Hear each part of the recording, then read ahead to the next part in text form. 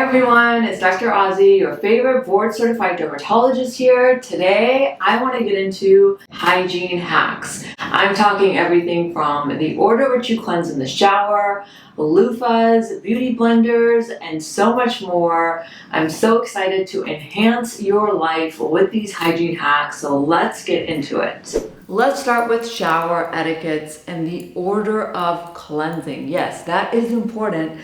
A lot of you may not realize or may not really think about it, but our germs will run down our bodies when we shower. So it's really important that you start at the top and work your way down when you are cleansing. A very common mistake that people make is not washing their feet and cleansing in between their toes at the end of their shower. And we see a lot of gram-negative bacteria that tend to harbor in between the toes, as well as fungus.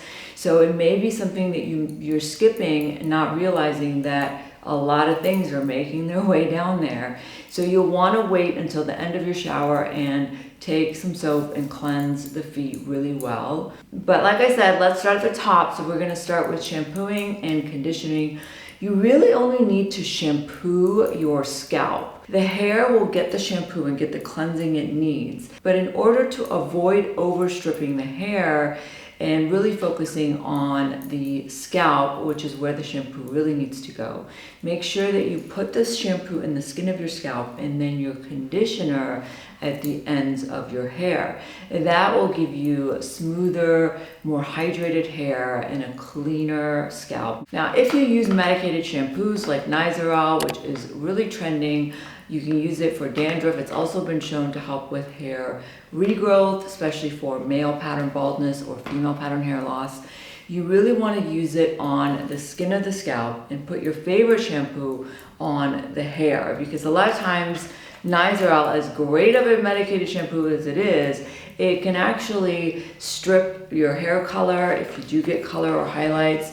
It can also change gray or white hair to this kind of orange yellow tint, and it can affect the texture of your hair, so it can cause color change and texture. So put your regular shampoo on the hair and then put the medicated shampoo on the scalp, and then the conditioner just needs to go at the ends. Now, a common question I get from patients is, how often should I actually wash my hair? Well, that really depends on how oily is your scalp, how dirty are you getting? I mean, some people are doing, hour-long, 2-hour-long workouts, really intense every day, and they've got, lots of oil and debris that get trapped there. Other people can go, a whole week without washing their hair. It also depends on how long your hair is and if you're going to use heat to fix your hair afterwards. And the more you wash it, the more you have to use heating tools, and that can take a toll on your hair.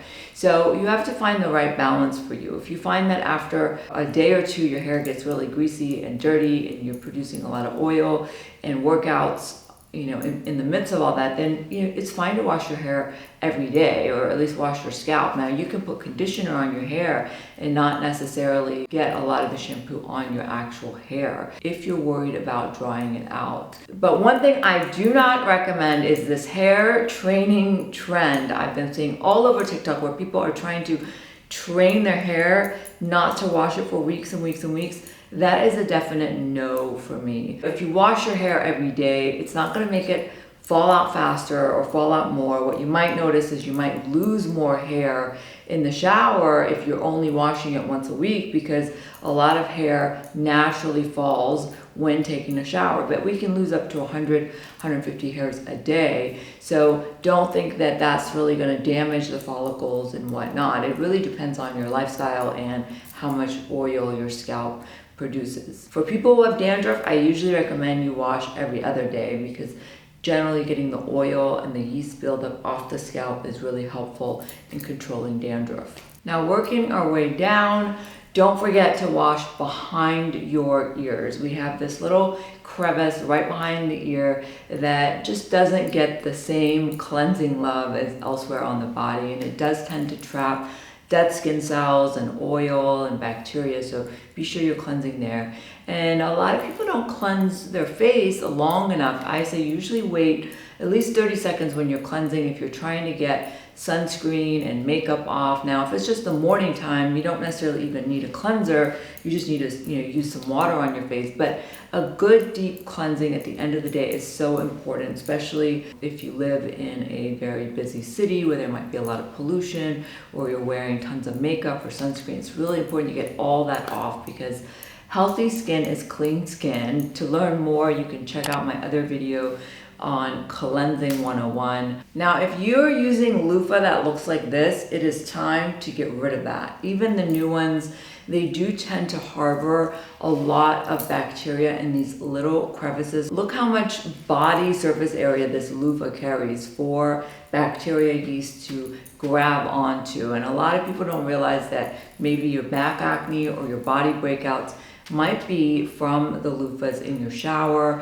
So be sure, if you do use them, that you are changing them out very frequently. You're submersing them in bleach or white vinegar, whatever that might be. You are really making sure that they stay clean. I personally prefer washcloths or using your hand, because at least with washcloths you're washing them more often. But loofahs can really trap and harbor a lot of bacteria and yeast, and then that scraping the surface of the skin with them can introduce them into your skin. Now, if you don't have a problem with it, by all means, keep using it. You don't have to change a thing. But if you do suffer from body breakouts and you do use a loofah, you might consider switching to a washcloth and see if that doesn't help. Next up, feminine washes, douches, wipes. I see so many of these products on the market, and people feel like they have to cleanse with these special detergents made for that area. But that cannot be further from the truth. The intimate area, the feminine area, really has the art down in terms of keeping the good bacteria and getting rid of the bad bacteria. It is pretty high functioning. So if you're going in there with a douche and you're really getting in there with a lot of soap and water and cleansing and wiping with those feminine care products, well, let me tell you, you will disrupt that microclimate and end up with a yeast infection or bacterial vaginosis. You really want to leave that area alone. It doesn't need a lot of cleansing care from you. It is pretty high functioning. And same with males. If you find that you're getting irritation, redness, itchiness, you might be over cleansing. A lot of people don't realize you don't really need to go that deep with the cleansing down there. Definitely avoid the douches, because those actually go inside the vaginal canal and really screw things up in there. So avoid that at all costs. Speaking of the order of cleansing, let's talk about some of the hygiene products and when is the best time to use each one. Starting with deodorants, or antiperspirants I should say, that work the best when you use them at night, because your sweat glands are least active at night, you're not sweating, and your body temperature drops, and that is really the best time to use your antiperspirant, because it does a better job of plugging up your sweat glands so that you are not as sweaty the next day. Now, if you want, you can always reapply it in the morning, but antiperspirants in general work better overnight. If you're using antiperspirants and despite that you tend to sweat excessively, there are great treatments for you. There are prescription topicals you can apply in addition to your deodorant. You can also use a little powder, like areas that you sweat a lot, like Zeosorb is a great one, and that helps absorb all that moisture and sweat that tend to accumulate there. And if you still struggle, there is a medication, an oral pill called glycopyrrolate, that helps stop the sweating. So if you're one of those people that tends to sweat like head to toe, or just specific areas, you tend to excessively sweat, then ask your dermatologist about that medication. We can also do Botox injections, and there is a device called Miradry that is a more permanent solution to excessive sweating, but they only have it for the armpits. So that area tends to do really well with that treatment. And then brushing your teeth before you start your skincare routine or before you cleanse your face, that is another important order, because when you brush your teeth, you may have bacteria or residue that get on the surface of the skin, and fluoride can cause a lot of different conditions like perioral dermatitis or fluoride dermatitis, where you get bumps around the mouth that are red and it can be a little bit scaly. So you always want to brush your teeth first and then cleanse your face and start your skincare routine. Let's talk about beauty blenders and makeup brushes, because they can be a culprit for a lot of breakouts on the face. For yeast folliculitis, they tend to harbor bacteria and yeast and germs, especially if you're using them repeatedly and you're using oil-based products. They're sitting in your bathroom, which generally can be a pretty humid, moisture thriving environment, which is great for yeast. So with beauty blenders, you really want to wash them after every use. Or you can use dishwashing liquid along with a few drops of oil, which helps lift up the makeup. And you can put it in a microwave safe dish in some hot water and let it be in the microwave 15-20 seconds, and it does a really nice job. A lot of people also throw them in with their washing machines and dryers and so forth, or just use your regular cleanser when you cleanse your face. Also cleanse the beauty blender, but they should be washed quite frequently. Now, makeup brushes, it really depends how often you're using it. If you don't wear a lot of makeup and use them that often, you can get by every 2 to 4 weeks, but if you're using them on a daily basis, it might be good to wash them once a week. Again, they can harbor a lot of germs that then get transferred onto your skin. And if you have a little bit of a disruption in your skin barrier, then it's the perfect opportunity for them to enter. Also, if you're one of those people that washes their beauty blender and then sticks it in a drawer in their bathroom, please stop, because that environment is moist and damp and dark. And guess what likes to grow in beauty blenders? Yeast.